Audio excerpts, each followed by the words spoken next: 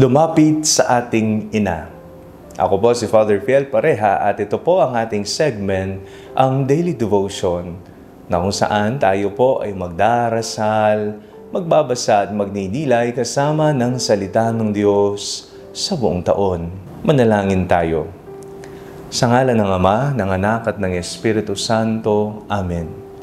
Halina, banal na Espiritu, liwanagan mo ang aming puso at isip, nang maunawaan at may sa buhay namin ng iyong salita. Amen.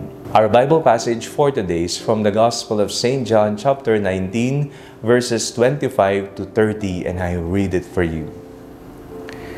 Meanwhile, standing near the cross of Jesus were his mother and his mother's sister, Mary the wife of Clopas and Mary Magdalene. When Jesus saw his mother and the disciple whom he loved standing beside her, he said to his mother, "Woman, here is your son." Then he said to the disciple, "Here is your mother." And from that hour, the disciple took her into his own home.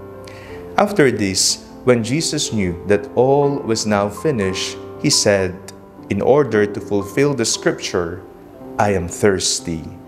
A jar full of sour wine was standing there. So they put a sponge full of the wine on a branch of hyssop and held it to his mouth. When Jesus had received the wine, he said, "It is finished." Then he bowed his head and gave up his spirit. Kapag mayroong kailangan ang isang bata, kanino siya lumalapit?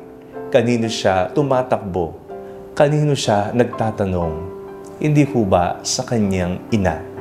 Ang kanyang ina na nagdala sa kanya ng 9 na buwan sa kanyang sinapupunan, nag-aruga sa kanya, nagpakalaki sa kanya. Ang isang ina na nakakaalam sa kanyang anak. Sa ating pong binasang ebanghelyo, bumalik po tayo sa tagpo na kung saan si Jesus ay nakabayubay sa krus at nasa paanan naman si Maria na kanyang ina at ang dalawang Maria pa at si Juan na pinakamamahal. At doon nga napakinggan nating sinabi ng ating Panginoong Hesus, "Behold your mother, behold your son." Si Maria ay hindi lamang ina ni Kristo, ina ng Diyos, siya rin ay ina ng simbahan.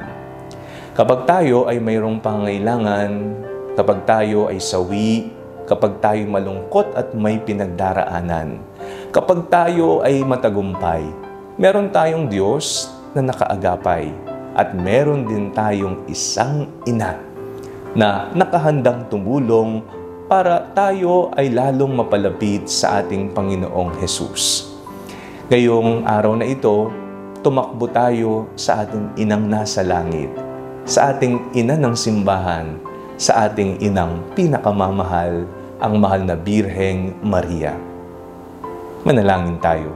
Panginoong Jesucristo, pagkaloob niyo po sa amin ang isang matimyas na pagmamahal sa iyong ina, ang ina ng Diyos, ina ng simbahan, ang Birheng Maria. Amen. Sa ngalan ng Ama, ng Anak at ng Espiritu Santo. Amen. Huwag po ninyong kalimutang i-like ang video ito, mag-comment po kayo and share it with your family and friends. Ang panalangin bago matulog ay may sariling Facebook page na po. Huwag niyo pong kakalimutang mag-like at mag-follow dito, and do not forget to subscribe to our YouTube channel. I-click niyo lamang po ang link na nasa description ng video ito, o kaya naman po, just search Father Fiel Pareha. At kung nais niyo pong maging updated sa ating pagpapahayag, you can join our broadcast channel dito po sa ating Facebook page. God bless you po.